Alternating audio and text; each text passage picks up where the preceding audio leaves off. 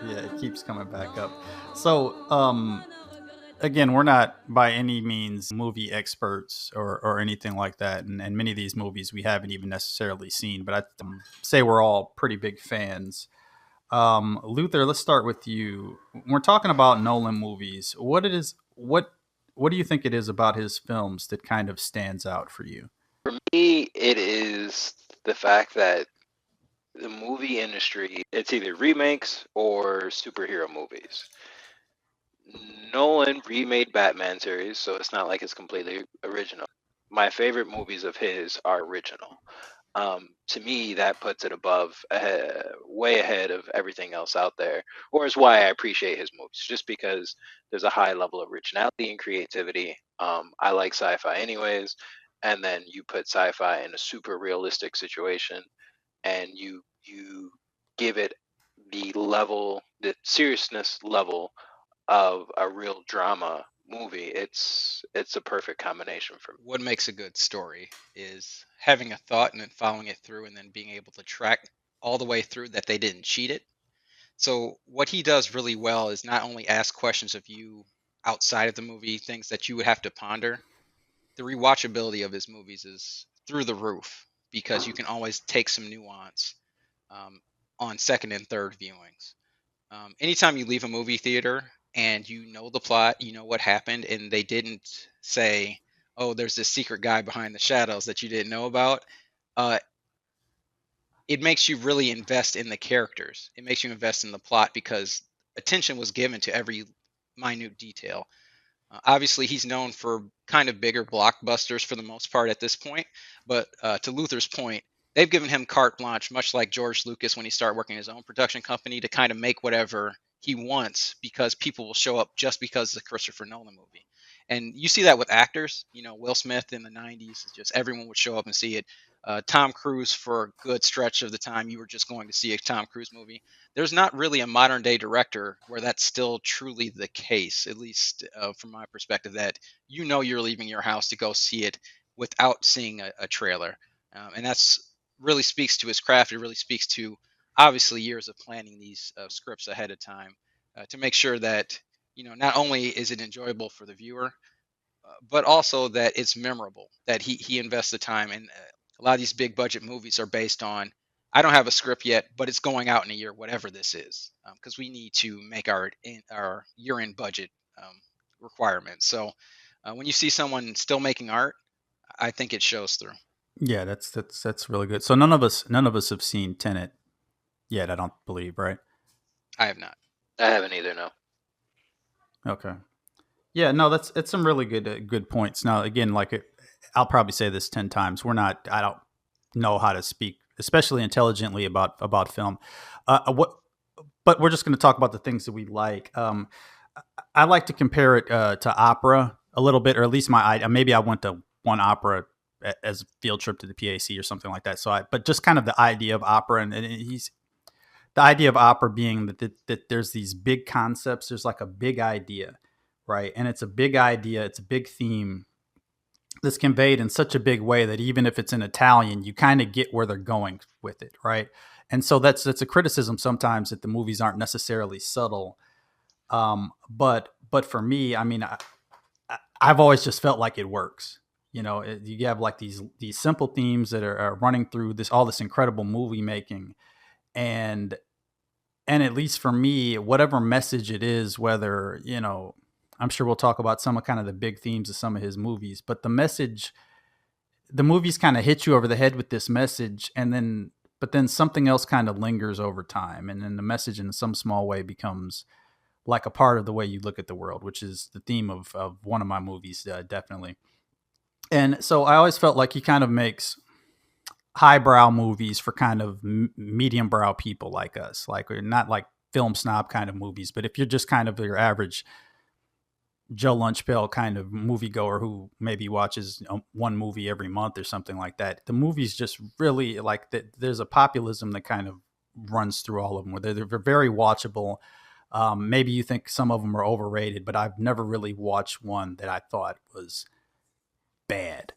And so, I mean, and I think we'd probably feel this way, even if he never did any of the Batman movies. I think we probably would feel, wow, that guy's a really good director. And so, yeah, so what we thought we'd do is rip off a little bit of the format from guest of the show when this was the Last Dance podcast, Matt Nost, who has a podcast called The Top 10. And so what we're going to do is the top 5 Christopher Nolan movies. Now, we haven't talked to each other in advance. And so basically the way this works is we each picked our top 5 movies and we're going to go in order. And if one of us mentions their fifth ranked movie, and but one of us has it higher on the list, then we'll say, all right, we'll stop, and then we'll get to that one a little bit later. So everybody pretty much understand how that works? Yeah, I'd say that top 5, not what we think is the best made movie, but which ones we enjoy the most, just as a clarification, because it's the Empire Strikes Back versus Jedi. Which one do you enjoy more versus which one is probably a better produced movie? Cool. And we'll say in advance too that there are a couple movies that none of us have seen, so we won't mention. But out of the ones that we have all seen, these are our top 5 of the movies that we've all seen. So Luke, what's your number 5 Christopher Nolan movie? Number 5 is Batman Begins. Coming in with Batman Begins, the start of the Anybody else have Batman Begins? No. Tell us, Mr. Wayne. What do you fear?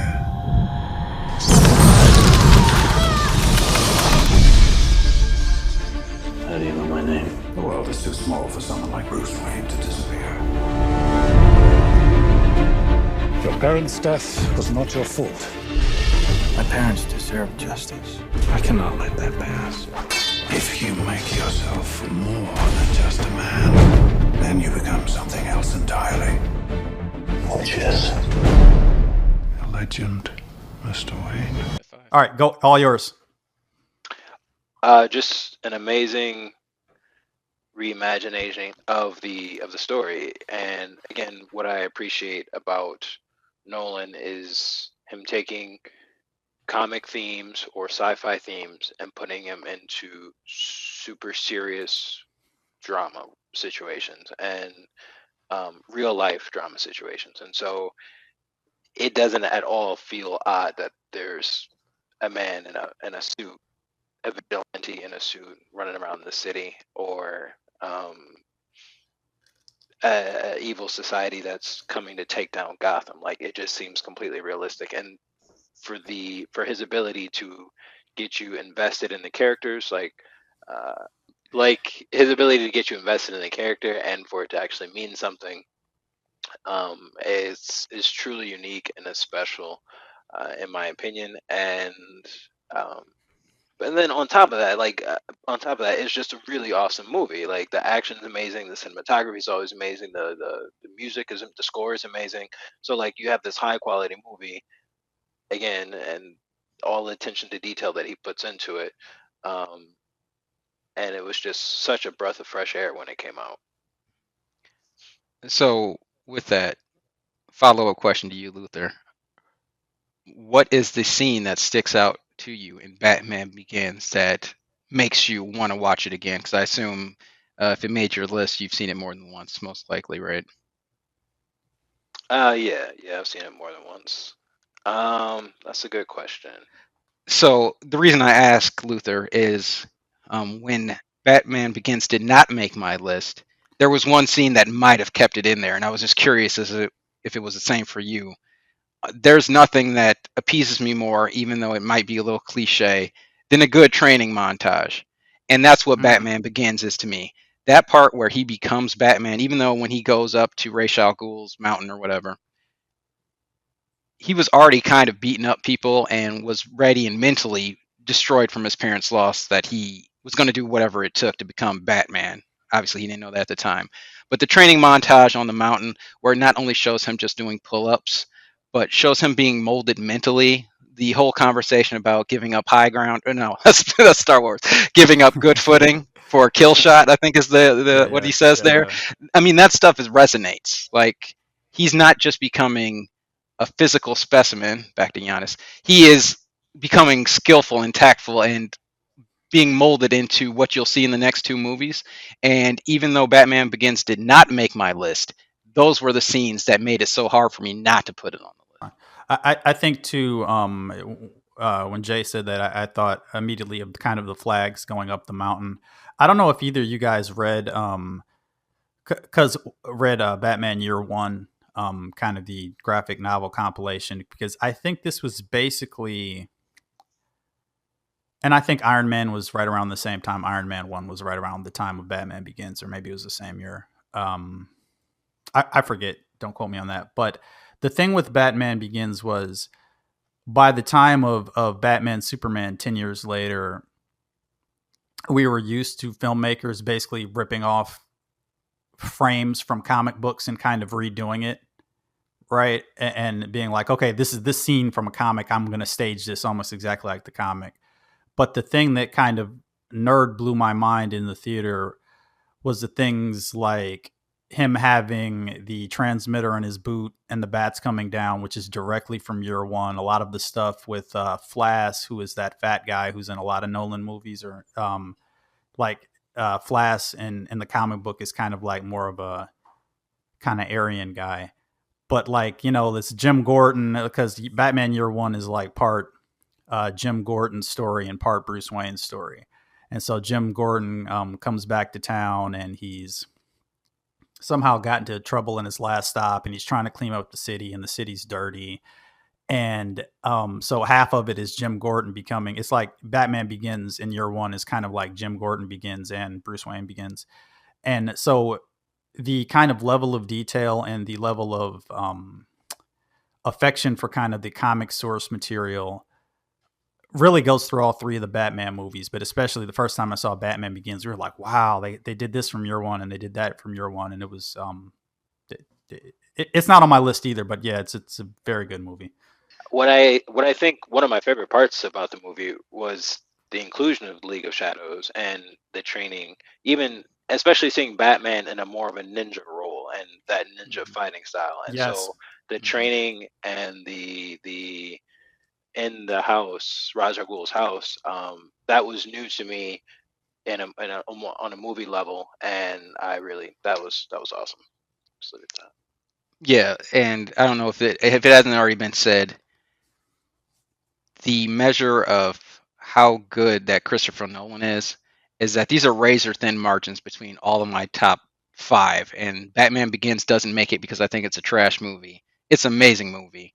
I just had to pick in the long run based on things, and that training montage is great. That's the part that if it's on TNT, I'm going to not change the channel at least until that part's over.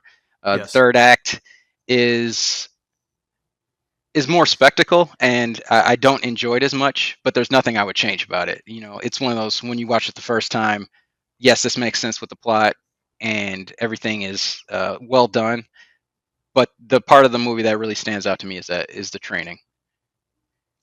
I was surprised that there's very much an argument that Batman Begins, there's almost like a kind of cult argument that Batman Begins is his best Batman, which I don't see at all. But yeah, I'm probably a little bit too hard on it. There's a lot of right down to kind of rebuilding the mansion at the end. You can say, Katie Holmes is in it, so maybe people dock it a little bit for that, or certain aspects. I think just the third act is just a little bit weaker than some of the other ones, but I really don't have a whole lot of criticisms with even right through to him running through the asylum, and there's like kind of all these cameos of kind of other characters as he's running.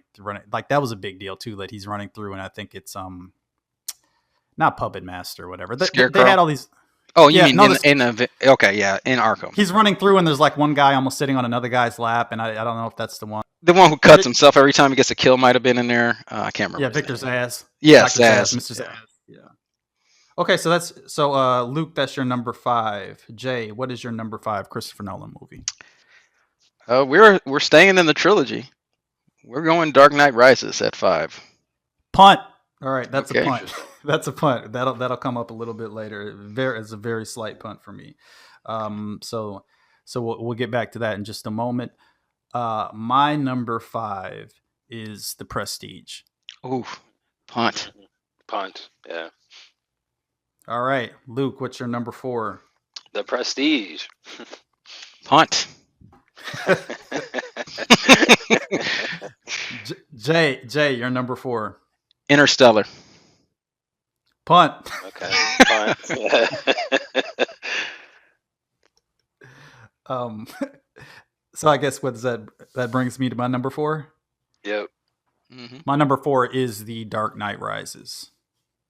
I have that the highest I see. Unless I don't Luther have has that in my it. top 5. Okay. Okay, good.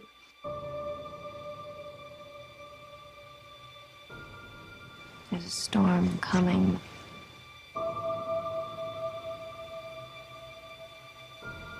You sound like you're looking forward to it. I'm adaptable.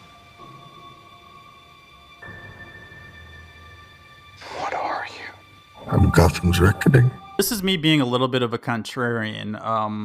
I just like that movie a lot. I think I probably one of the things that I tend to always overrate is that once somebody has given you something that's just kind of this pinnacle, like in the case of The Dark Knight, and you can't imagine that they can go anywhere else. I feel like The Dark Knight Rises got as close as possible. There's a few problems with it. I don't have any problems with any of the internal logic of the movie. I don't care at all how he got back from, the prison in Africa or wherever he was. I don't care about that at all. I don't care about the timeline. It's a big, going back to opera, it's a big opera. And I think It's a Tale of Two Cities is kind of a little bit of a framework for the movie that he's trying to do. But when we talked about Nolan movies and we kind of continually talk about what's the theme of the movie and what are some of a big part of Dark Knight Rises has the responsibility of capping the trilogy, but it also, the themes of kind of class warfare. This was like a year before Occupy Wall Street, and kind of some of the themes that still resonate today with Antifa and kind of all this kind of protest culture. But it's a movie about class warfare. So Batman Begins starts, and there's this idea of a man becoming a symbol. And in a movie I'm sure we'll all talk about later, there's kind of the apex of this Batman character and what it means, and a hero who lives long enough to become a villain and all this kind of stuff. And Dark Knight Rises is kind of the culmination of this idea that. And so I'll just jump to the end. By the way, spoilers for any of the movies we're discussing. We're going to spoil the end of all of this. Jay, me and you have had kind of a long running debate about the end of Inception. And this. Feel like, yes. And this. I feel like I've come to kind of feel that he dies at the end of Dark Knight Rises. And it's actually the inverse of what I think about the end of Inception. Yes. So it's a Scooby-Doo ending. And it's not very clear to people who only go in and watch Dark Knight Rises and have no context of the other movies or don't remember them. I watched all 3 of the trilogy back to back, and there is one narrative theme throughout, that Bruce Wayne is a broken man, and he wants vengeance for his parents, and he wants justice for his city, but really he just wants relief. He wants to be able to give up the mantle. So Dark Knight, and I'll try not to go too deep into it because I'm sure that's on everyone else's list here, and we'll be talking about it, is that he's trying to give that over to the White Knight, which is Harvey Dent. He doesn't want to be Batman anymore. He's not happy. And some of that's tied to love and other things, and that gets ripped from him and all that. But that narrative never stops, and Alfred challenges him on that in the movie, that he's not going to be happy unless he dies. He's going back out there as an old broken man who's not really ready for this, only because he wants it all to end. And he wants someone to take the mantle. And they the Scooby-Doo ending at the end is that Robin, the police guy, ends up taking up the mantle. So you see everyone happy with the final, 5 minutes of the movie? But none of that makes narrative sense. But if you look at it from the perspective not only of all 3 movies, but what Nolan always does in his movies, at least the best ones to me, which are, I don't want to give away the list. Let's just say they all conclude with the cliffhanger is about what do you believe? Yeah. And to say that he did not do this for that, when all the narrative led up to that point, is a little silly to me to think that he didn't want to kill him and maybe the studio didn't let him make it as obvious. But there's no way that he ends up with Catwoman in Paris, eating out where Alfred happened to be, and they don't say anything to each other. That was Alfred's dream sequence. Like he mentioned that to Bruce earlier in the movie. So I think narratively they're trying to tell you like he's It's at peace. So it's yeah, It's Alfred's spinning top in a way. exactly. Right. Right. I'm gonna go to the bathroom real quick. All right. I'll just All right. stand here and talk with Luther. You find out whether you find any of this useful later. So while he's gone, because all right, now that he's gone, he had his 4 as Dark Knight Rises, and I had 5 at Dark Knight Rises. As I mentioned before we started the podcast, I did not know which one to pick between Batman Begins and Dark Knight Rises. I went back and forth in my mind quite a little bit, and it was the training montage, and it was him kind of being a ninja, and we didn't really speak about how Scarecrow, them actually having visually showing you his illusions instead of just having someone react, really kind of resonated, because I know I had a younger son at a certain point where I'm like, well, you're not watching this scene. And it should be that way, because I mean, it's a creepy character, and the whole point is you're terrified, right?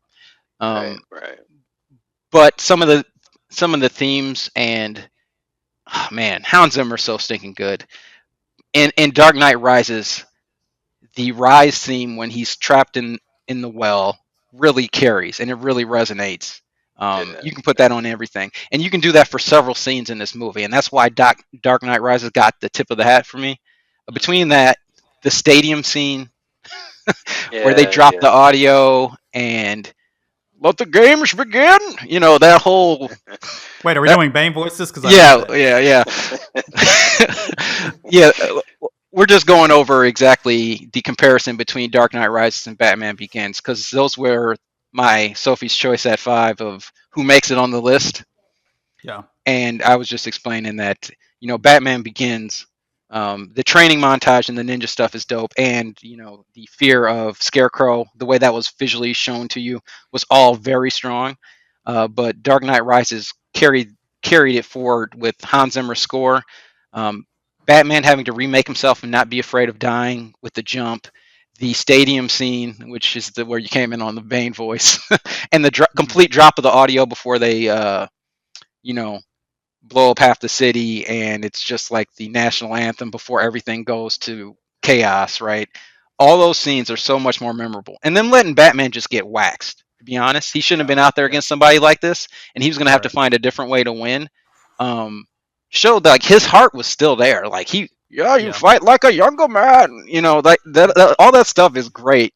But Bane had planned this out, and Talia al Ghul as well, to the point where he was playing checkers while they were playing chess. So I always like it when it's not just a straightforward narrative of the good guy wins because he's smarter and he's better.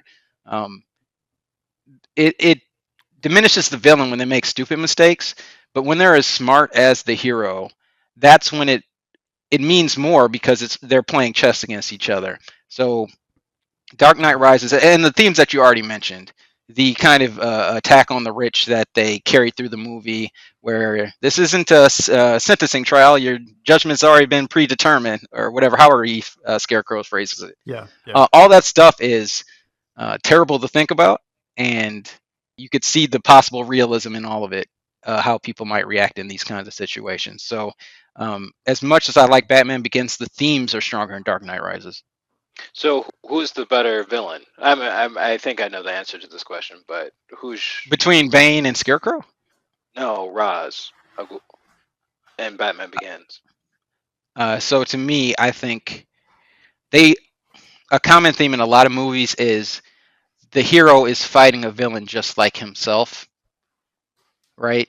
And you could say a little bit of that for Bane, but Ra's al Ghul, the way they told the story was he lost his wife and, turned to this and wanted to avenge the city. So it's a parallel to Batman in the fact that they both see something needs to be done, but Ra's al Ghul's is to, like, a cleansing fire to start everything over again, whereas Batman's is they're not beyond saving. To me, I enjoy and appreciate the Bane narrative of trying to come to the city a little bit more, because he's successful. Like, not seeing how it plays out in Batman Begins, because Batman kind of stops him, is more consistent with a lot of hero type solo movies, right? The hero stops him in the end. But I mean, Batman came back and stop something worse from happening, but that city got wrecked. And you got to see how it would play out, and people will start having to make harder decisions. Like Catwoman didn't want to be there because it was, almost certain suicide to just kind of linger around and be part of any of it. But even when it got tough, when he'd already kind of failed, when he'd been proven to be a failure and embarrassed by it, that didn't stop him from being who he was. Well, that's why I feel like I'm just trying to think of this from the Nolan perspective. If what we think is correct about the end of the movie, then I feel like it's fine that he fixed the autopilot. He went to his death willingly because this was his way out. Like, yes, he fixed the autopilot. He did have his will in order. He did all this kind of stuff, but this was his time to not become Julius Caesar because he was going to. Basically, the end of the movie is a little bit of a commentary on kind of the modern concept of Batman is a rich white guy who dresses up and beats up poor people. And so him basically at the end of the movie abdicating his throne and saying, okay, I've become the symbol. Harvey Dent couldn't be the White Knight. I, in this act of sacrifice, fighting for the city, getting, the cops who had become kind of cowards and beaten to make a charge for the city. Because all of this is kind of like the kind of the theme of Gotham City also runs through all three movies. But this idea that, okay, now I can die and become the symbol that Harvey Dent could not be. And this is I think that's from that book. I never read that book, but it's a far, far greater sleep I'm going to than I've ever known, which, ties into kind of what Jay was talking about. He's this tortured character. He wants to do the right thing. Anyway, I just feel like Dark Knight Rises, I just enjoy it more. It becomes kind of also Bane is a little bit ridiculous, but in almost a Jar Jar Binks kind of way. I'm just so happy that character, the world is a better place because they had Christian Bale. Not Christian Bale. What's the guy who? Yeah, Tom Hardy doing the Bane voice. I'm so happy the Bane voice came into my life. And the fire rises, brother. All of that stuff is just great. Like we were doing the Bane voice for a full 5 years after that. Also, what's his name from Rogue One is in it for a minute. The Krennic.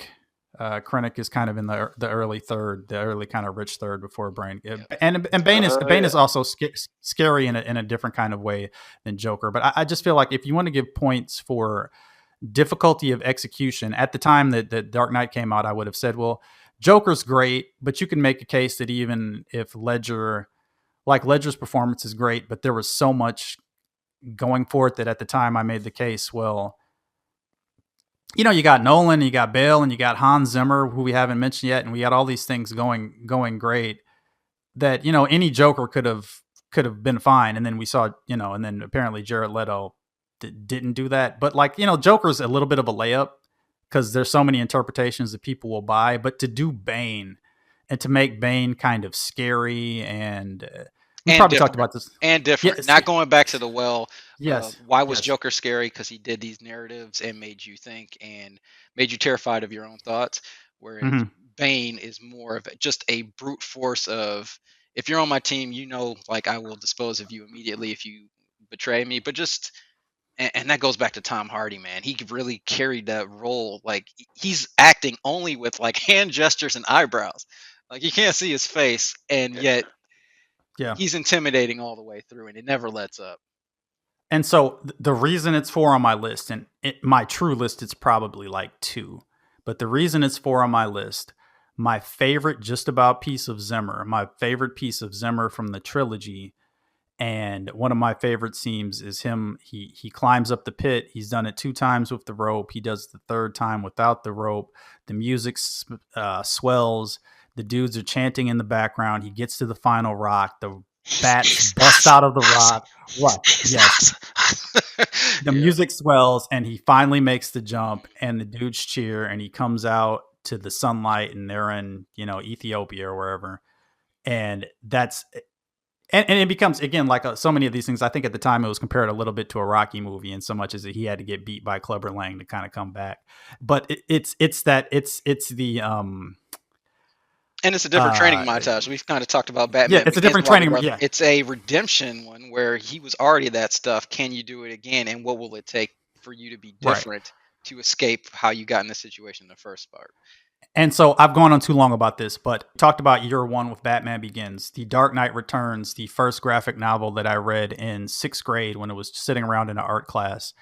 The Dark Knight Returns. There's a lot of stuff lifted right from there to him kind of using that sonic gun in that parking garage in the first third. That's the gun he uses on Superman, and the whole like, which isn't like a really great line delivery, but the two cops being like, "Put that gun down, boy, you're gonna hurt someone." This is this. That's all from there. I like the entire where they chase him to the Bat Pod when he comes back. It's dark, it's well shot, it's IMAX, and it's Zimmer pounding. So that's why Dark Knight Rises is my number 4. So Luke, it's back to you. What is your number 3 Christopher Nolan movie? The Dark Knight. I also have The Dark Knight at 3. All right. That's a punt then. Okay. It's a punt if we both have the same. Okay, got you. I follow. That's a punt for me. That's a punt for me. Jay, what's your number 3? I'm last, so you're right. So we're asking Jay, what's your number 3? No, I had Dark Knight as well. So we're both at 3. Me and Luther are both at 3 with Dark Knight. All right, my number 3 is Interstellar. I already had it Interstellar at 4. I have Interstellar. It's a punt for me. Okay. All right, we're gonna get to all of them right now. Then it looks like it looks like we're all grouped at the top. Yeah, well, that's cool. That makes sense. All right, so Luke, what's your number 2? 2. I have Interstellar at 2. We must confront the reality that nothing in our solar system can help us. Now you need to tell me what your plan is to save the world. We're not meant to save the world. We're meant to leave it. And this is the mission we were trained for. I've got kids, Professor. Get out there and save them. It's the movie that my wife lovingly calls Space Inception, but I love it for many reasons. Just, again, I love sci-fi, and like I remember seeing the trailer and like, I have no idea what this movie's going to be about. And then you go in and it's this amazing and just incredible, like, Odyssey across the universe to save the world. And at the same time, he does such an incredible job of grounding it in human emotion and these very simple concepts. But that's what ended up saving humanity, is not our ability to go across the universe, but our ability to love across the universe. And on top of the ideology behind it, again, just the incredible visuals, incredibly the practical effects, and it's just the quality of the movie always drives me. But the ideology behind it is really original and beautiful to me. Just to jump in there for a second, what would you say? Because we'll probably say 3 different things. What do you feel like the central theme of Interstellar is? What Brent said about love transcending time and gravity, the 5 all dimensions. And to add to that, because I was about to follow up, if someone pitched you a movie on the premise is love tangible through space and time, you're immediately rolling your eyes. So the fact that he nailed that movie, and we're talking about today, shows exactly how difficult of a task it was to even come up with the concept around that and have people follow it and not rebel against the concept in general, because it's kind of roll your eyes, lovey-dovey sounding as a premise in the first place. Yeah, I would have said very similar. It's almost, to put a finer point on it, it's almost like, well, why do we love the people that we do love, right? Because to me, it's an excessive interpretation to say that he doesn't love his son, but him and his daughter love each other, right? Like that's kind of the central relationship, right? Other people kind of come and go. He's Michael Caine, but interesting. So kind of, and that theme, because a lot of kind of the deeper themes of Interstellar kind of tie into kind of conservation and global warming, and but basically protecting things for future generations. There's this idea, and so what happens with Michael Caine's character, where he's basically just spinning wheels because human beings need to be doing something. He's like, well, I couldn't let them lose faith that they, but he, like, his equation is nonsense. And so the movie asks about love. Well, why do we love the people we love? Because like at the very end of the movie, he comes back and his daughter's old and he cares about his daughter. Everybody else in that hospital room is his family. He doesn't really care about them. Like, he doesn't know them, right?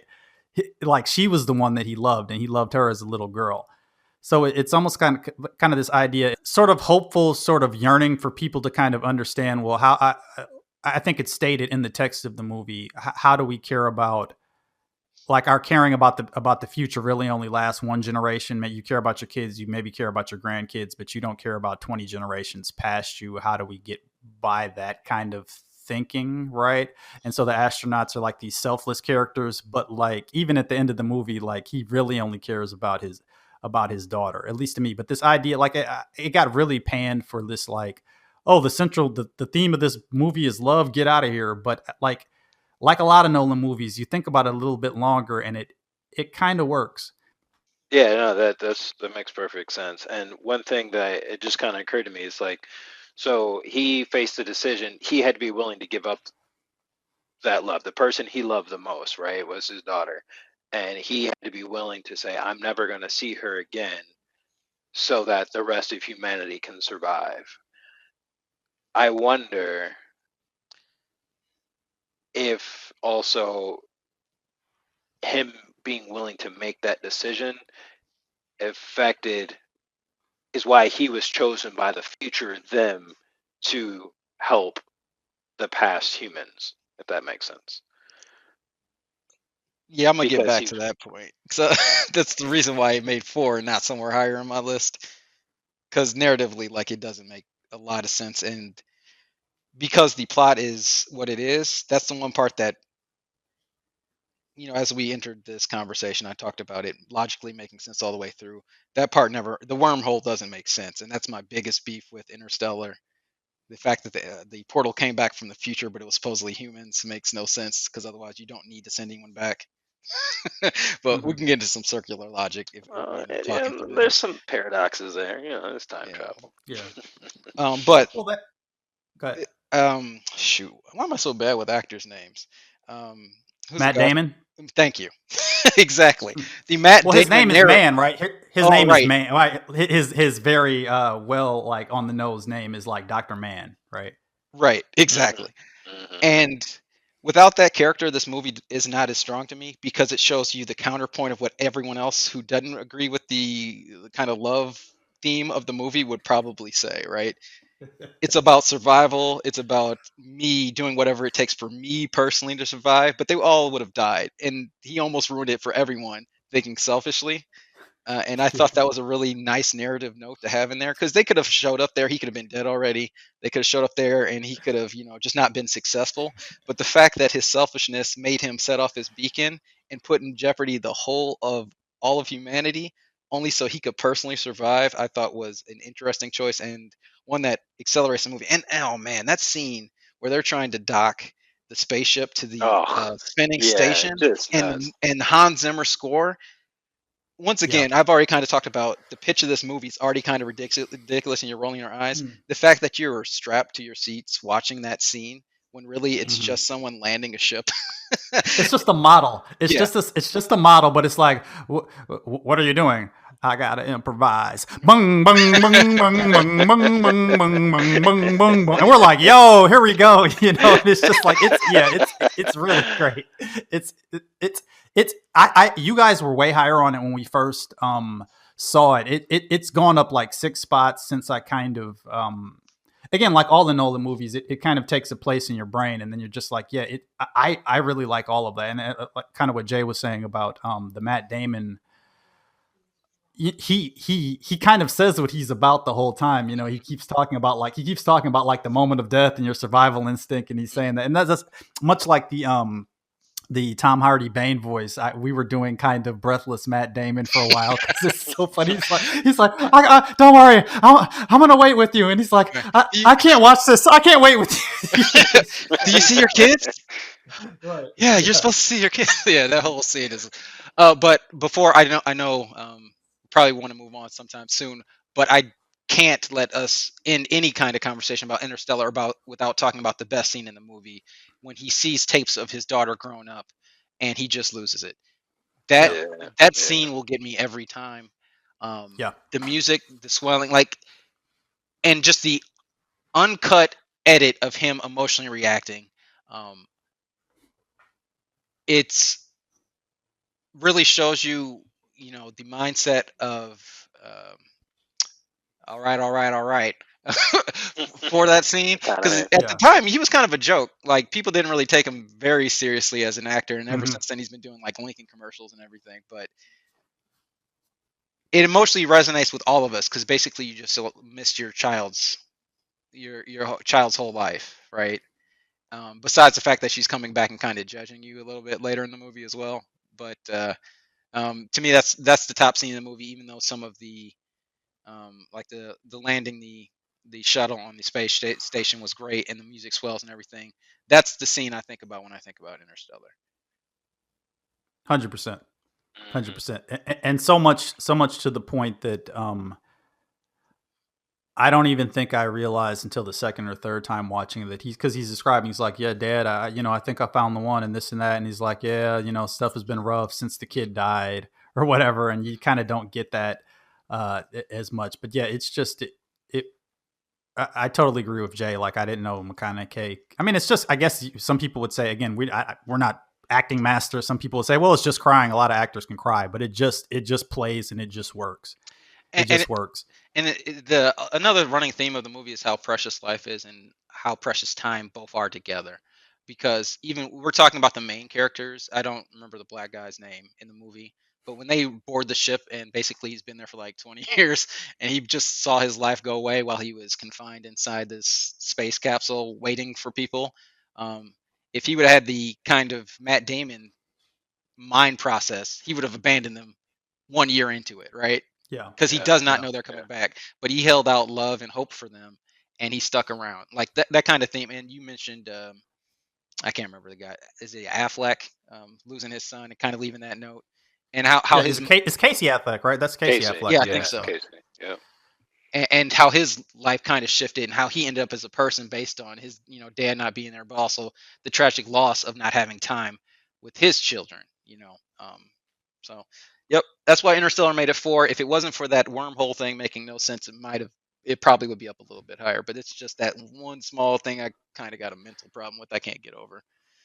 And I think too that a minor theme, and I think when it came out, this was in the era of kind of diminished NASA, I think, and so kind of one of the early kind of themes running through is not that we necessarily agree or disagree with this, but just kind of the idea that man has to keep pushing for the stars. Man was getting comfortable, and they were trying to take away the idea that people did these things, and his son, like, they want his son to just be a farmer, and like kind of fighting against this. And McConaughey is kind of cast as this sort of rugged individualist who wants to take risks, and like his again, Michael Caine, his father-in-law, and Michael Caine's always a father-in-law, is or he's Alfred, and is also kind of saying, you don't belong here, you belong in the stars. And so there's kind of this idea that he's this exceptional person who wants to push forward. And so it's up there. It's definitely up there. It'd be a fine choice even for number 1. So that brings us. Who's next? So what is that? That was Luke. Was that your 2? That was my 3. Who's 2? Oh no, That my was your bad. 3. That was my 2. That was my 2. Okay, Jay, what's your 2? At number 2, Inception. Punt. Yeah. Okay, so my number 2 then is The Dark Knight. Where do we begin? A year ago, these cops and lawyers wouldn't dare cross any of you. I mean, what happened? So what are you proposing? It's simple. Kill the Batman.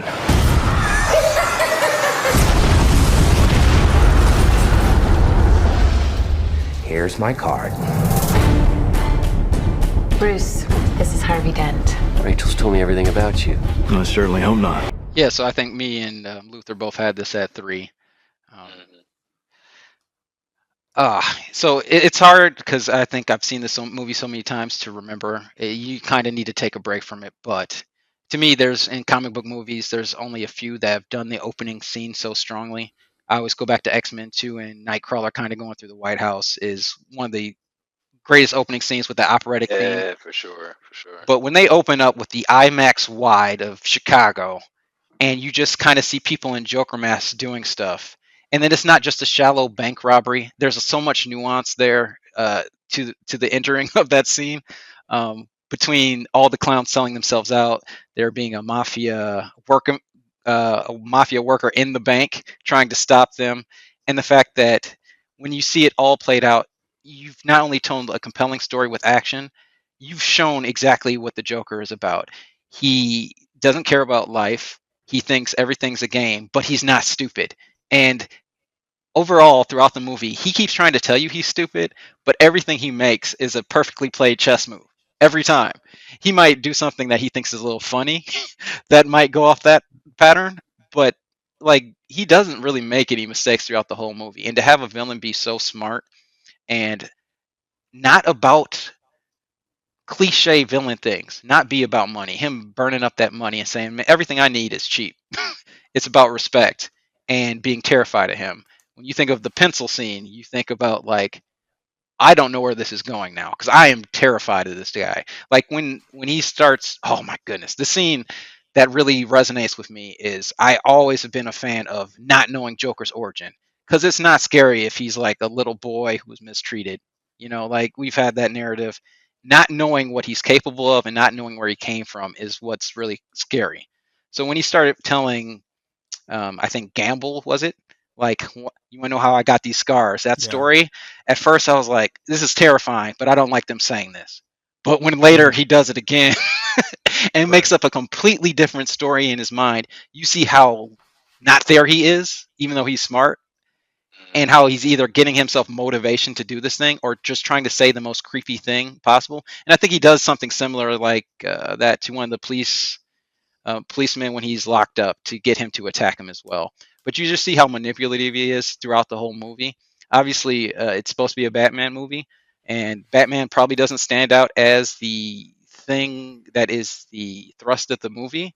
But for the most part, like none of these movies is like comic book Batman where he's got a giant detective role in the movie. I think that would be an interesting story to tell if someone did do like a Sherlock version, Sherlock the Netflix version where Batman's doing detective work like that. I think that would be a very interesting way to tell that story. But that's not what this trilogy was about. It was about Batman sticking to his rules and just seeing that play back where Batman wasn't going to snap and kill anyone, but Joker also was going to put him in situations where his moral compass was tested. And I'll turn it over to Luther because I feel like I've spoken about 60% of the movie already. Without even touching about Hans Zimmer's themes, like Hans Zimmer's score, yeah. No, for me, a lot of times it's like, well, I'll speak to first to the point about it being almost a movie more about Joker, or equally about Joker than it is about Batman. There's so few movies where you just walk away and you can't stop thinking about the villain. Like that to me, yes, there have been Jokers in the past, and it is an easier character than Bane. But I remember just thinking, like, for days and weeks on end, like, oh my God, the Joker was just not only as smart as Batman, but just as creepy and chilling, like unnerving, and just an amazing villain. But the way he always licks his scars is disgusting, and like, oh man, it's like being by a beast a little bit is the way he was portrayed. And yet you still kind of root for him. Like he's still funny. He's still you understand where he's coming from almost to a certain extent because the other side of it is still so corrupt. Like you said, the mob and the mobster in the bank. Like the city was so corrupt anyways that why not burn it all down? Because what difference does it make? Law is there is no law, so whatever. Not for the killing of people, obviously, but but let's get that on the record.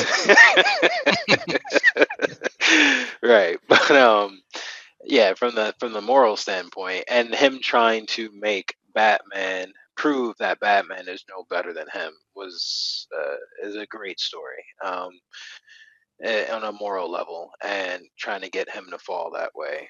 But I just remember, I'll never forget the feeling. I saw that movie midnight showing in New York, and I I had to drive like an hour and a half to get to the theater. Um, and got like 2 hours of sleep that night and had to go to work the next day and was still just like in shock the whole next day after seeing that movie. And so I'll just never forget that first feeling, or the feeling after watching it for the first time. And it it was just for me again another truly new movie experience, and I feel like that's what Nolan does time after time. Like his style is the same, but he still leaves that impression that for me that man, this is something that is truly unique, and I love it every time I go see it, or every time I And the, watch The Dark Knight. and the ending can't Yeah. be underestimated on what they did. Besides Joker turning Harvey Two-Face and the special effects on his face actually being not cheesy and amazing, by the way, Oh but yeah, to show that Batman as a hero could be more than just, like he said in the movie, more than just a man, that he would be willing to be a sacrificial lamb, even though he did not do the wrong. He wasn't worried about his name as much as like protecting others. So he took the dive because if Harvey didn't, everyone knew he did these things, everyone would be released from prison.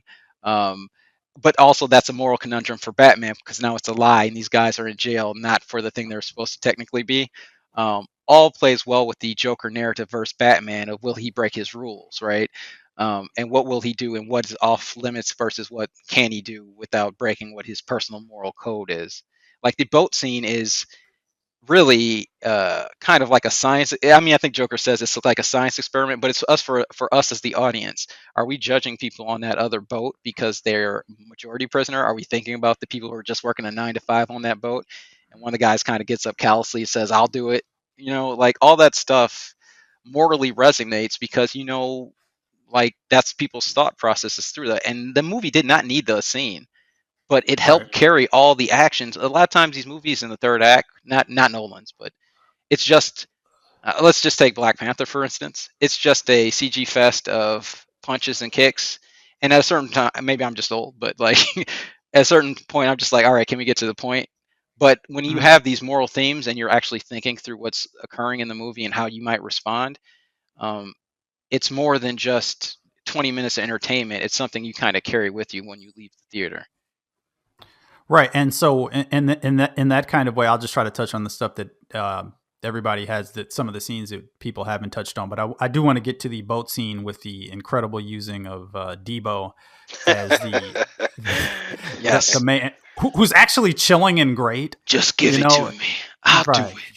Right, and it's great, and so in a way, and kind of all these Batman movies go back to that. Gotham City is the fourth character in any one of these movies, and so Gotham City metaphorically beats the Joker on the top of the building or whatever, because okay, so Joker gets the drop on Batman, like the plot demands that, even that. And so I do want to mention too the kind of shout outs to the comics. So Joker hits Batman with the crowbar. That's a throwback to Joker, killing Jason Todd, or it was thought like that. There's all these kind of visual Easter eggs to, like, the son of the Batman in the opening movie is from The Dark Knight.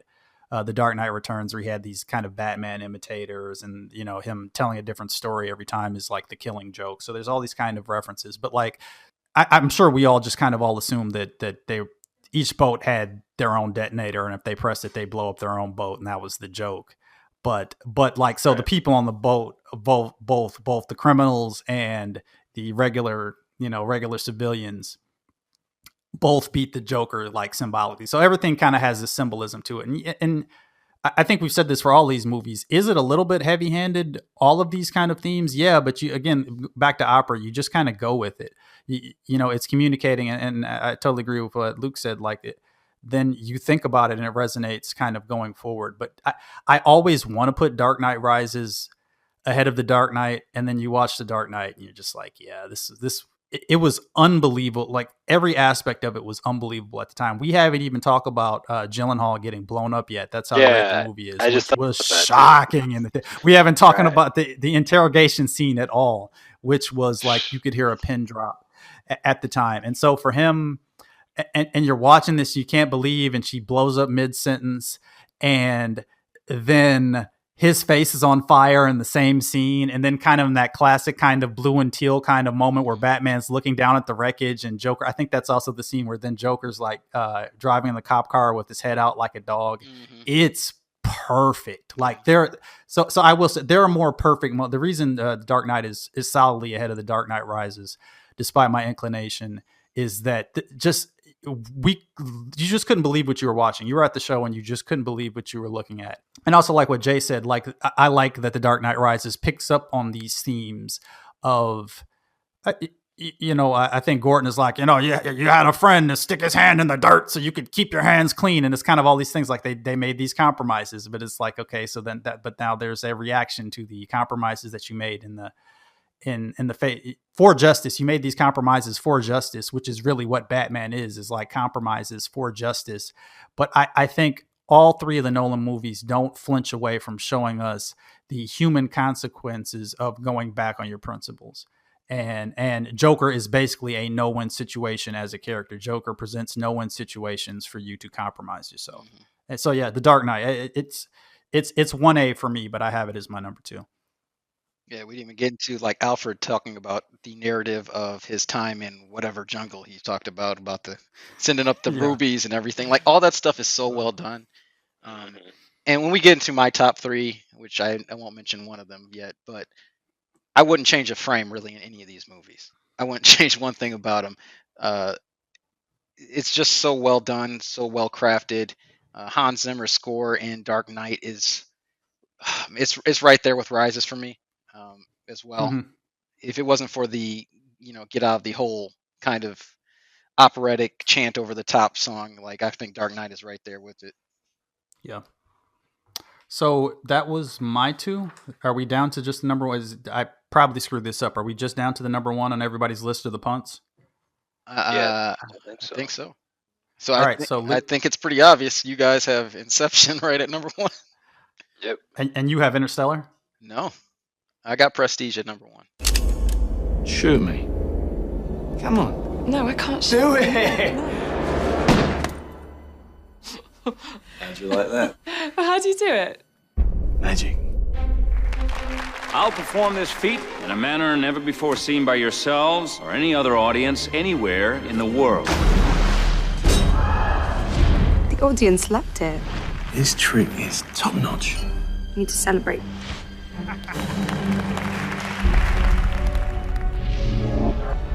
A real magician tries to invent something new. It's something that other magicians will scratch their heads over. I suppose you have such a trick. Actually, I do. It's the one they're gonna remember me for. What happened? It was the greatest magic trick I've ever seen. Yeah. All right, so I watched both of these movies in the last 48 hours because going in, I did not know. In my mind, it was just a war of, well, I love Inception, but I also love Prestige, and it's for the similar reasons. It really came down between the two in my mind. Which do I think is harder for someone to do? For someone to show me a bunch of special effects with a great soundtrack and for me to love the film? Or would it be harder for someone to give me pretty much a straight drama with a couple sci-fi elements, with not a strong audio theme? And the fact that I couldn't put one against the other, it's kind of a weird thing to say. This one did more stuff, so I don't like it as much. But that's why I took 48 hours to really think about it and watch the movies. Prestige's narrative all the way through not only is tangible, it's not only like rewatchable, but they don't cheat you at any moment. And it really shows you like what competition can do and what like hubris can do, because it's these two magicians battling at the height of their game. One believes he knows what's going on and will not take no for an answer that, it's Batman's character. What's his name? The actor. Bale. Yeah, Christian Bale's character has some secret that he must have something that's otherworldly, and they're magicians, they're illusionists. They don't, truly believe in magic or anything like that. but he refuses to believe that his trick is easy, and it ends up driving him mad. This quest to be better than him drives him mad, but then he learns to make great sacrifices, which is what Christian Bale always accused him of not being able to do.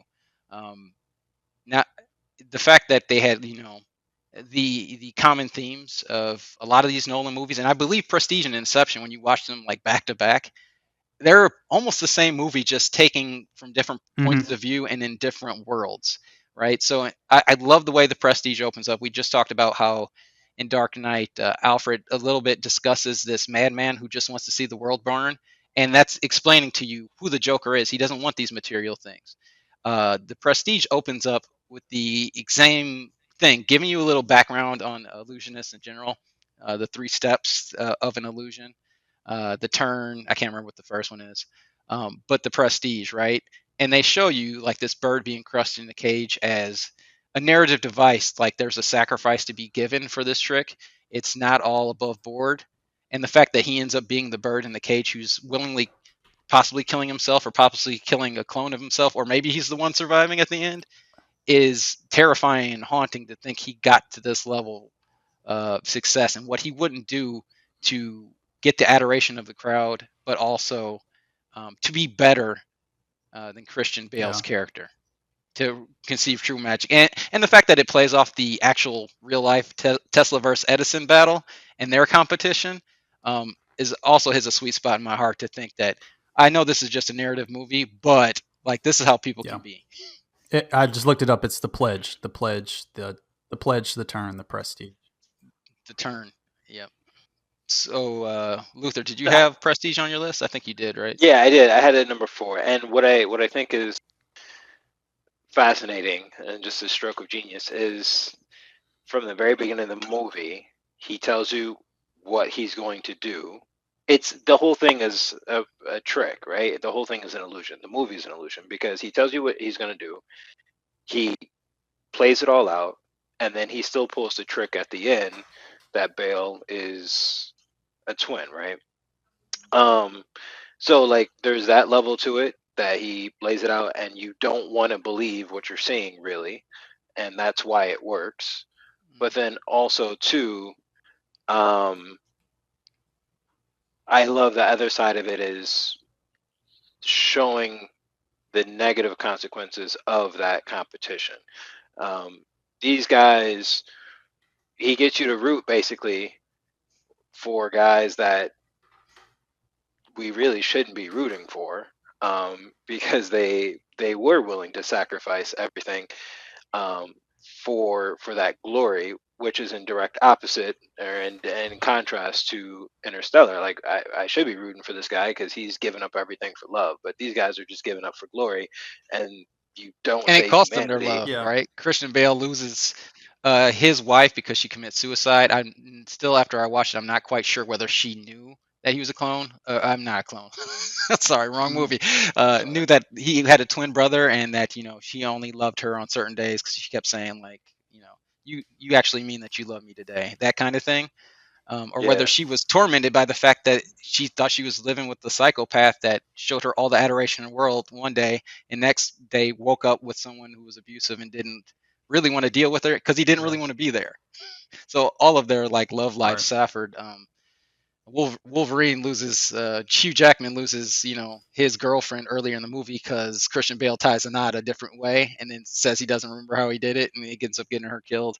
And then just the back and forth of them basically messing up each other's lives, putting a bullet in the gun when it was supposed to be a trick with where he's pulled the bullet out, like making him lose his hands, some of his fingers, excuse me. And it plays out through the movie. And once again, back to what makes a good villain versus a good hero.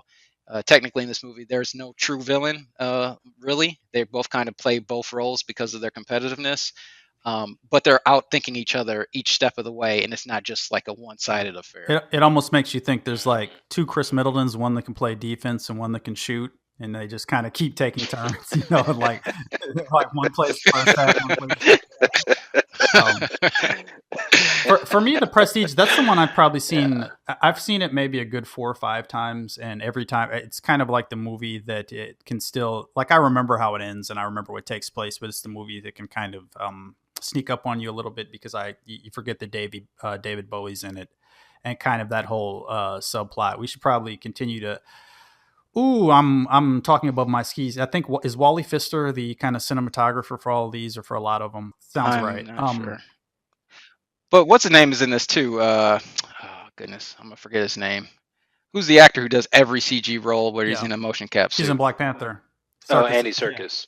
Yeah. Andy Serkis is in there too. Is one kind of, because I was thinking about that top hat scene and just how great that looks, kind of with the kind of hill with all the top hats and the fog and all of that. But it's the one I've seen the least of, kind of the top 5. But every time we watch it, we're like, yeah, it's great. And to make the most obvious statement, it's kind of nice to see a movie where Wolverine and Batman are kind of duking it out for supremacy of each other. But yeah, it's a movie about obsession and kind of the link, and it's a masculine kind of it's a toxic masculinity kind of obsession of dominating this other person in the world. Even going back to Hamilton and all these other kind of things about, like, the world was big enough to have 2 magicians, but these 2 magicians wanted to dominate each other. And so the kind of early scene of the Asian magician who just walks around bow-legged all day just so he can pull this whatever it is out of the kind of cavern. The fish bowl full of water or whatever. And it's like, so what are you willing to do? What are you willing to sacrifice for your art? And it's a movie about being obsessed with being the best. Yeah. And there was like a sub note in there a little bit about no one cares about you if they know how it's done. Because even in Christian Bale's wife, he shows her a trick earlier on, and then she says it's basically not impressive, but she was super impressed by it until she told him what happened, which goes to the theme, like, we can't break. I will be a nothing too, because if everyone knows how this is done, then what am I worth? So the great lengths that they had to go to was kind of imposed on them a little bit by the nature of their craft, that the second you think that someone you can be chummy with, they won't respect you anymore afterwards. And there's a very kind of... Which I think is interesting. Yeah. Go ahead.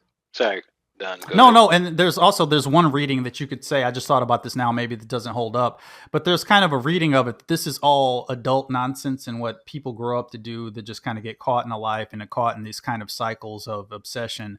But like, the little kid sees right through the trick. The little kid is like, yo, you killed that bird.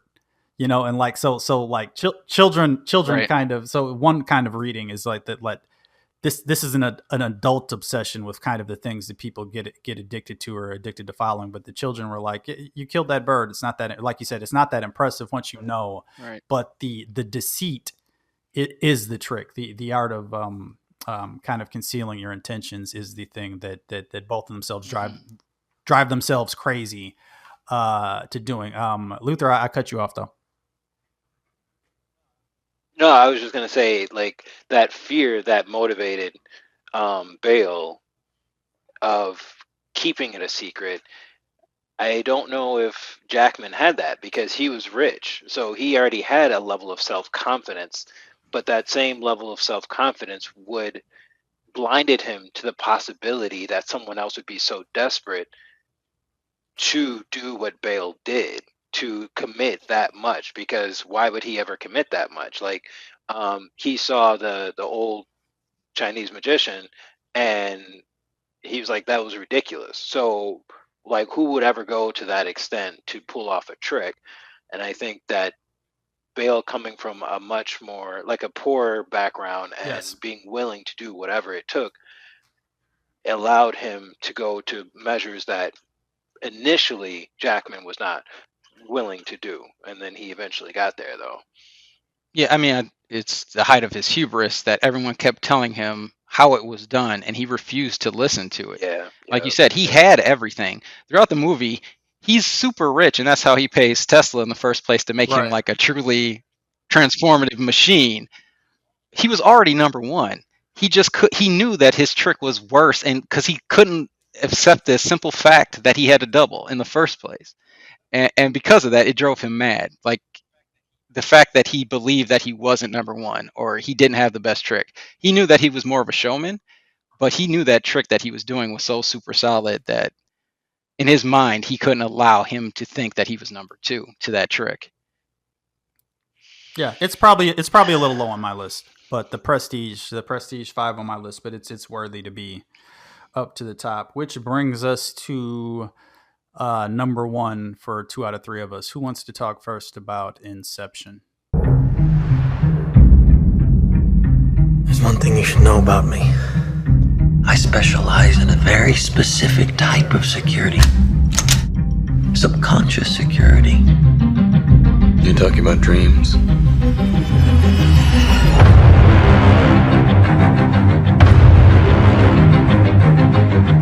Mr. Cobb has a job offer he would like to discuss with you. What kind of work placement?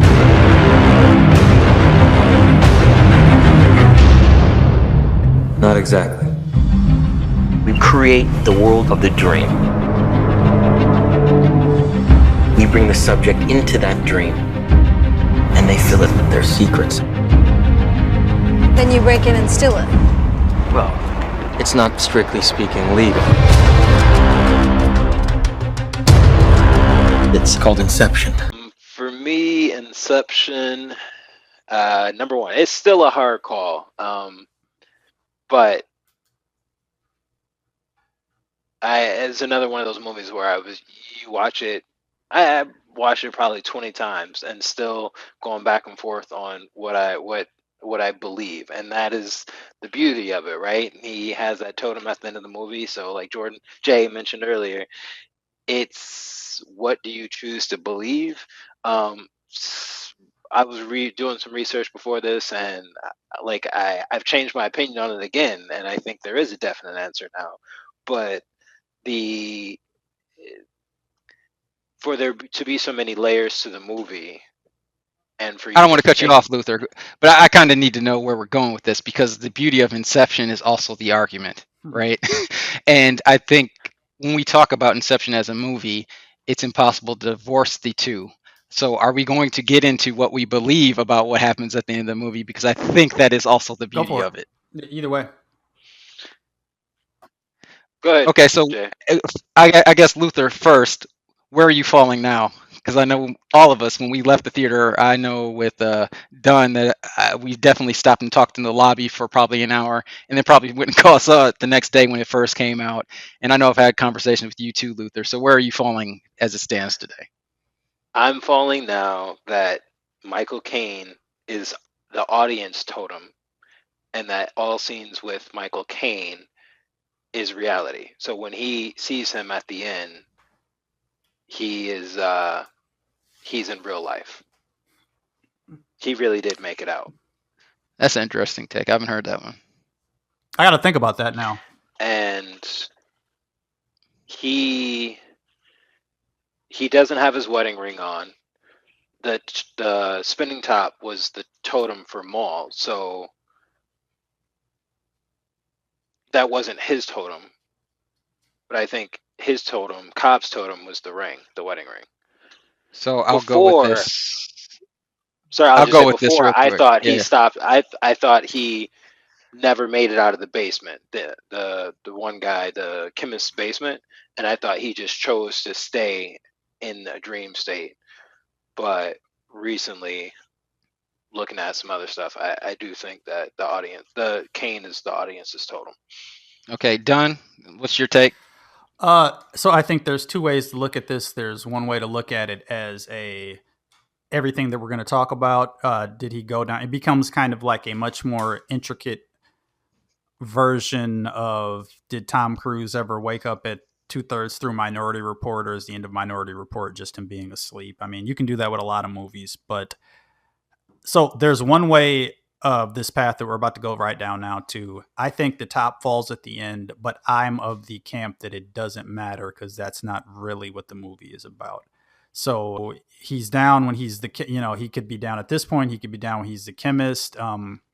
Is he still in limbo from the first time around? Was Maul right? Is kind of a thing that I think is also hinted at a little, because you can look at it 100 different ways. Like, because I think when they do the flashback of them waking up on the floor, Maul wakes up, he doesn't wake up, or they don't, he could have woke up a split second after the camera cut, but they also, there's all these kind of red herrings and kind of things deliberately designed to deceive. So let's talk about that now, but I'm just going to say I'm in the camp that the movie is kind of as it's laid out, because I appreciate the mathematical precision of the way that the movie is laid out, while not really saying anything you're about to say is invalid. I just choose to look at it the other way. Sure. So once again, the beauty of the movie is the conversation afterwards. What do you truly believe? And a little bit of part of it, why I love it so much, is the debate afterwards. I am in the camp that he is in a dream state and he never escapes. The point of the movie is not only, whether he's in a dream or not, it's what does he believe. So I believe that he is incepting himself via Saito, and that's why the movie starts there with him on the beach, not knowing how he got there. He's an untrustworthy narrator. All the rules you learn are from him. And with that being said, he only always breaks all of his rules through the movie. So you can't trust him at all. Luther mentioned the totem a little bit of the ring, but your dress is based on what you personally believe as well, right? So the ring doesn't really mean anything. He thinks he's out. That's really what it means to me. The ring thinks he believes he's out because they change between tuxes as they drop between levels, right?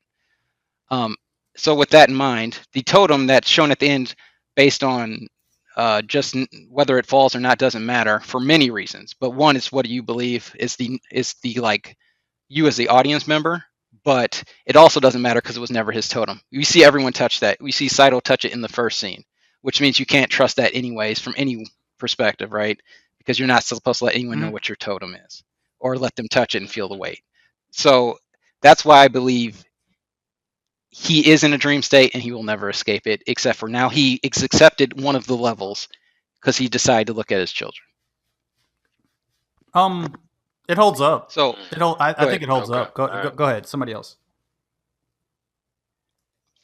Yeah. So let's talk about a little bit more about the beauty of the movie and how it's crafted. Because I'll just say right now, the thing, and I agree with Luke on this, that the reason I think it's the movie I've seen the most. And so when you're splitting hairs among the top three, it's by far the one that I've probably seen it 5 or 6 times more than any other, than The Dark Knight or any of the other ones.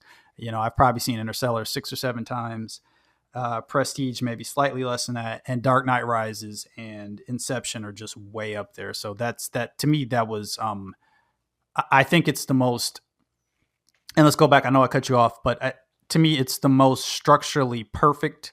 It most perfectly encapsulates all the things that he's constantly in just about every movie trying to do with time jumps and time jumping around, kind of the classic Nolan kind of, because like we're not going to really talk about Dunkirk, right? Dunkirk didn't make any of our lists. It's a far more successful version of just the Nolan time thing, the van's falling, Joseph Gordon-Levitt is flipping on the ceiling at the same time they're in like a board from GoldenEye, and it all kind of lays out the same way. And so like I just, as a perfect, every time I watch that, yes, the questions remain, but I would say visually and structurally, to me, it's the most, I always feel like I'm watching a perfect movie when I watch it. That's why it came down as number one for me. Yeah. Like I said, there was a razor thin between this and Prestige for me. Really, like I said, if you talk to me in a month, I might flop right back and forth between the two. The level of difficulty to build the world in one movie is already way too much for most directors and screenwriters to do and nail, right? And the fact that this one is so complex and the rules run so deep, but it all works on first and second and third viewing is a tremendous accomplishment. The one thing, like I said, I had a beef with Interstellar was just how did the portal get there? There's nothing like that in this movie, and there should be. It's juggling so many different rules and spaces, but they all work out. Yeah, I can't speak highly enough for this movie. And then you add in the soundtrack and your general wow sounds and the explosion scene where she can't remember her name, the maze maker in this movie. Kitty Pryde from X-Men. Yes, it's Juno. like Ariadne. It's like it's a mythological name, so I never. It's like Ariana. Yeah, Page, Ellen right? Page. Yeah. Or is her real name? Yes, Ellen Page. Yeah. When he first takes her into the dream state, and they don't explain how she got there, which is based on one of the rules, and it shows you kind of they just look like they're after coffee, and then everything explodes around her. and when the buildings overlap on top of each other, I sometimes forget how awesome of a visual spectacle that is. It's so often in Hollywood that most of these things are, well, we'll have a beam of destruction in the sky. That's good enough. To be creative, to let her push columns around and just rebuild the world fresh in front of your eyes, it makes Yeah, you be a kid the again. mirror leading What's not to that possible. hallway where they Yeah. turn two mirrors, and then it becomes kind of the vanishing point perspective kind of bridge. That's awesome. Right. Yep. Yeah. I think another thing I really loved about it was that just like you can choose to believe how the movie ended, that parallels in real life. You choose to believe what reality you live in. We have people. I mean, this has gotten to levels I've never imagined nowadays. But back then, when this came out, it's like, if you even think about in a personal relationship, in a marriage, I choose to believe that my wife is faithful. But if you start seeing different things, and not me personally, just one person, like you let could me tell choose you, to, you however haven't you been view a married long person. enough if you're going down that line, buddy. I'm taking that Like whatever taking anybody, but you choose to believe that person is that person for a reason, or that they are going to be faithful. They're going to be a friend. You look at all the details to come to your conclusion, but you could be 100% wrong. And we see that all the time. People can hide who they are. So we all have to make a choice. Or even if you look on a bigger level in religion, like you choose to believe one thing, another person chooses to believe another thing. And a lot of people feel that you can't know the truth. So we all have to make a choice on what we believe and what you choose to believe in. And so um, I think that was a pretty obvious point in this movie, that we all have a choice to make on what we believe is reality.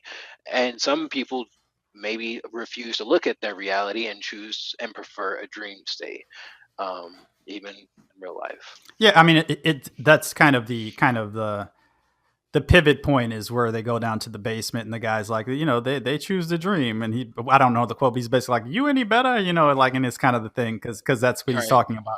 Who are you to Yeah, tell who are you to tell them otherwise? Marion Cotillard, we can all kind of agree, I think, that in The Dark Knight Rises, that death scene was bad and weird. I think she's great in Inception as the kind of she's terrifying, femme fatale, kind of terrifying, and and just haunting. She's as the de facto bad guy who shows up and like shoots people and all this kind of stuff, but also you understand his sense. I mean, the text, it's not subtext, it's text. He says, I'm defined by my guilt, and he can't recreate her. The one thing, I read this somewhere, so this isn't my theory. I think it's a great theory, or just kind of a way of looking at it. Because again, there's kind of the text of the movie, and then there's talking about the movie. But someone said some point 10 years ago that Christopher Nolan and his wife are producers. So on a meta level, this movie is about them leaving their kids to construct dream worlds, and their sense of guilt that the dream worlds that they create are more exciting than their children, in the sense that they leave their kids for 7 months to make a movie and then come back. And so that's not necessarily what the movie is all about.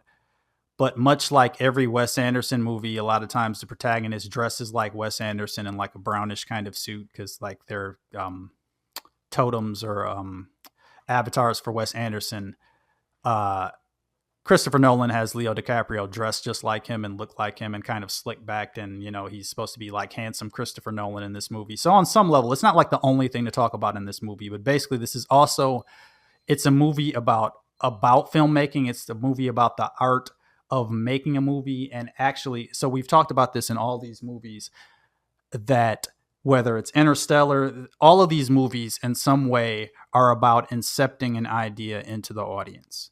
And that you're putting one big idea, but because the idea is so big, and because Hans Zimmer is so good, and because the acting and the set pieces are almost uniformly just creative and awesome, about the idea that a person really can put an idea into you at the highest level of filmmaking. And I think that's what we all collectively have appreciated about a lot of these movies is they just kind of linger with you.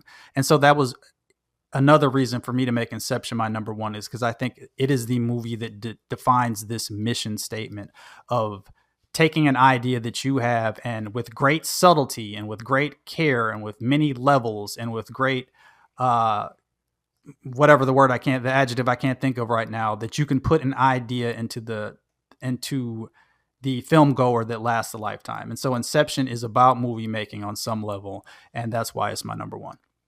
The interesting thought to think that it might be about that, because one of the things that stood out to me that also makes me lean towards the side of the camp he's like in a dream world permanently is it doesn't make sense at all for you and your wife, if you love your kids at all, to put yourself in a dream state where you grow old together. He said 50 years. And then just like you'll be completely different 50 years from now, right? And you're basically saying, I don't want to see my kids for 50 years. Because that's what they did when they went down into that dream space. I'm not commenting on that either.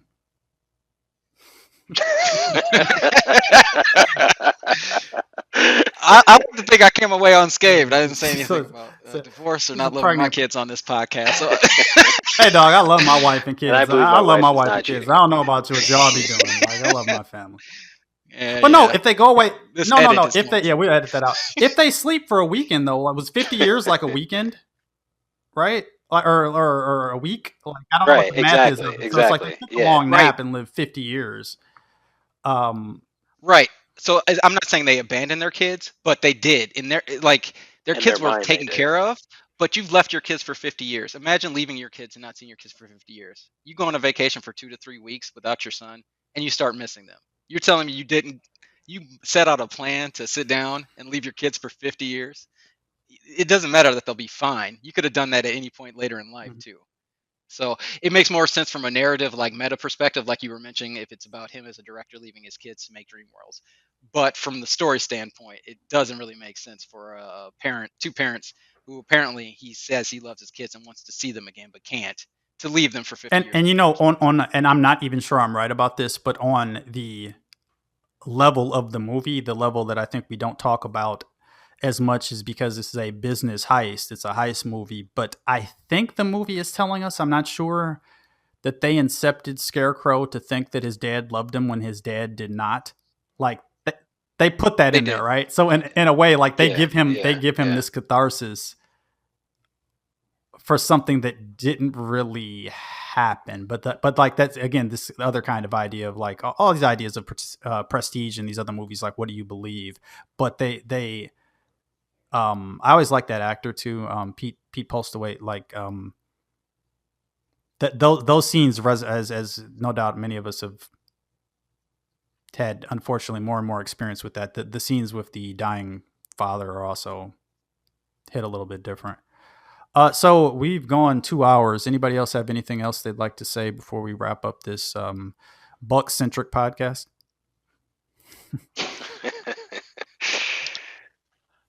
Yeah. If Inception's real and it's just my reality, can I choose to believe that the Bucks are up 3-0 against the Heat? Yes. I have no totem to prove it right or wrong, so. I think it's definitely in the dream world that they're down 3 games. Like, this is ridiculous, but whatever. Yeah, we need a chemist. Some of that Miami Beach chemistry. Get these players a little bit stronger. If Chris Middleton's totem is a basketball, and if he throws it away, then he knows he's in the real world. But if he makes like an accurate pass, then... Look, I'm tired, man. Look, that's a cheap shot. His totem is a turnover that no one else can create. So again, like I said, we're not film experts, just film fans, and so I thought this would be a nice diversion. And dog, I gotta be honest, this might be the last podcast if the Bucks lose today. So I appreciate everybody listening to this. The podcast has been doing really good numbers as of late. We'd like to thank 2 of my favorite people in the world for joining us and talking for a little bit about this, and we appreciate all the support. And go Bucks, I guess. Go Bucks.